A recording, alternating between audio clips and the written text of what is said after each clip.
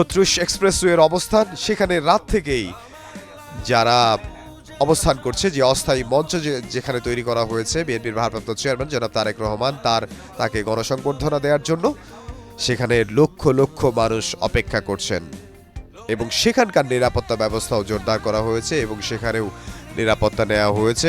নিরাপত্তা ব্যবস্থা শুধুমাত্র জুলাই ৩৬ এক্সপ্রেসওয়েতে সেখানেই শুধু নয়, বিমানবন্দরেই শুধু নয়, রাজধানীর বিভিন্ন গুরুত্বপূর্ণ জায়গায়, গুলশান থেকে শুরু করে সব জায়গায় গুরুত্বপূর্ণ যে জায়গাগুলো রয়েছে সেই জায়গাগুলোতে নিরাপত্তা ব্যবস্থা নেওয়া হয়েছে। সিলেট ওসমানী বিমানবন্দরে থেকে উড্ডয়ন করেছে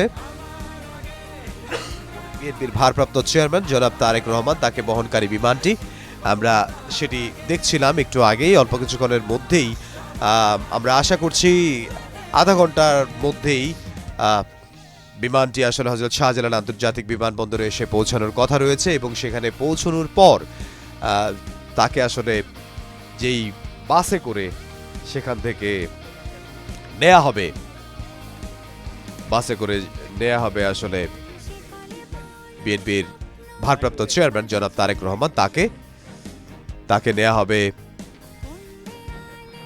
গণসংবর্ধনা যেখানে দেয়া হবে জুলাই ৩৬ এক্সপ্রেসওয়ে। সেখানে একটি মঞ্চ তৈরি করা হয়েছে, সেই মঞ্চে নেওয়া হবে জনাব তারেক রহমানকে। সেখানে তাকে গণসংবর্ধনা দেয়া হবে এবং সেখানে তিনি বক্তৃতা দেবেন।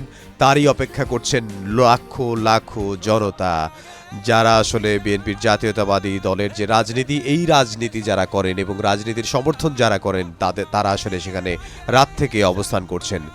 এবং আমরা দেখতে পাচ্ছি যে বিএনপির যে দলীয় পতাকা রয়েছে, সেই পতাকা তারা নিয়ে এসেছেন, জাতীয় পতাকা নিয়ে এসেছেন। তারা লাল সবুজের যে রং, সেই লাল সবুজ মেখে তারা এসেছেন। জামায় সেই লাল সবুজের রং, সেই রংটি স্পষ্ট এবং তারা অপেক্ষা করছেন বাংলাদেশের একটি গুরুত্বপূর্ণ অধ্যায়ের সাক্ষী হতে। তারা অপেক্ষা করছেন বিএনপি ভারপ্রাপ্ত চেয়ারম্যান জনাব তারেক রহমানের আগমনের। তারা অপেক্ষা করছেন বিএনপির ভারপ্রাপ্ত চেয়ারম্যান জনাব তারেক রহমানের বক্তৃতার। তারা এক নজর বিএনপির ভারপ্রাপ্ত চেয়ারম্যান জনাব তারেক রহমান তাকে দেখার জন্য তারা অপেক্ষা করছেন এবং তারা উচ্ছ্বাস প্রকাশ করছেন। তারা স্লোগানে মুখরিত করে রাখছেন জুলাই ৩৬ এক্সপ্রেসওয়ে। বিশাল জায়গায় একেবারে জনসমুদ্রে পরিণত হয়েছে, আমরা দেখতে পাচ্ছি জনসমুদ্রে পরিণত হয়েছে জুলাই ৩৬ এক্সপ্রেসওয়ে এবং সেখানে লাখ লাখ জনতা উপস্থিত হয়েছে, লাখ লাখ নেতাকর্মী বিএনপির উপস্থিত হয়েছে। জাতীয়তাবাদী যে রাজনীতি, এই রাজনীতি যিনি করেন, যিনি বিভিন্ন দেশের হয়ে রাজনীতি করেন না, স্পষ্ট বার্তা বিএনপির ভারপ্রাপ্ত চেয়ারম্যান জনাব তারেক রহমান তিনি দিয়েছেন। তিনি দিল্লি এবং পিন্ডি কারো তিনি রাজনীতি করেন না, কারো সাথে তার খুব বেশি ঘনিষ্ঠ সম্পর্ক বা এক পেশে হবে না।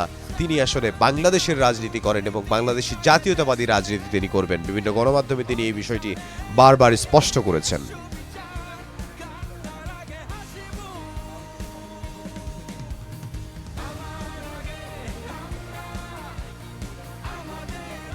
আজ দীর্ঘ ১৭ বছর নির্বাসন শেষে দলের নেতা বিএনপির ভারপ্রাপ্ত চেয়ারম্যান জনাব তারেক রহমান দেশে আসছেন এবং তাকে স্বাগত জানাতে লক্ষ লক্ষ জনতা উপস্থিত হয়েছে জুলাই ৩৬ এক্সপ্রেসওয়েতে। গতকাল রাত থেকে অনেকে অপেক্ষা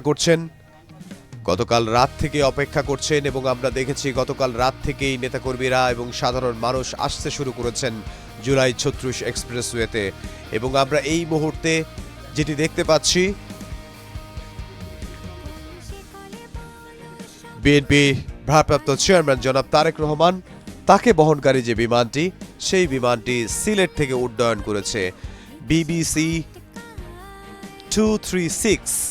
বিমানটি পরিবর্তন করা হয়েছে এবং আমরা জানি যে যুক্তরাজ্যের হিথ্রো বিমানবন্দর থেকে যখন আসেন, তখন বিএনপির ভারপ্রাপ্ত চেয়ারম্যান জনাব তারেক রহমান তিনি BBC 202 এই ফ্লাইটে তিনি সিলেটে অবতরণ করেন এবং সিলেট থেকে তিনি এখন ঢাকার উদ্দেশ্যে যে ফ্লাইটে আসছেন সেটি BBC 236 এই বিমানটি আসলে এখন ঢাকার উদ্দেশ্যে আসছেন।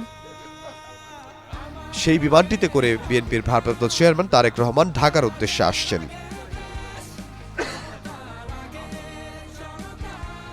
আমরা দেখতে পাচ্ছি এই মুহূর্তে বিমানটি অবস্থান করছে ব্রাহ্মণবাড়িয়ার নবীগঞ্জে, মাফ করবেন, আমরা দেখতে পাচ্ছি বানিয়াচংয়ের কাছাকাছি BBC 236 এই বিমানটি এখন অবস্থান করছে বানিয়াচংয়ে। এই বিমানটি আসবে হযরত শাহজালাল আন্তর্জাতিক বিমানবন্দরে। আর অল্প কিছুক্ষণের মধ্যে এই বিমানটি আসলে ঢাকা হযরত শাহজালাল আন্তর্জাতিক বিমানবন্দরে এসে পৌঁছানোর কথা রয়েছে। এই মুহূর্তে বানিয়াচংয়ের কাছাকাছি আমরা দেখতে পাচ্ছি BBC 236 বিএনপির ভারপ্রাপ্ত চেয়ারম্যান জনাব তারেক রহমানকে বহনকারী যে বিমান, সেই বিমানটি।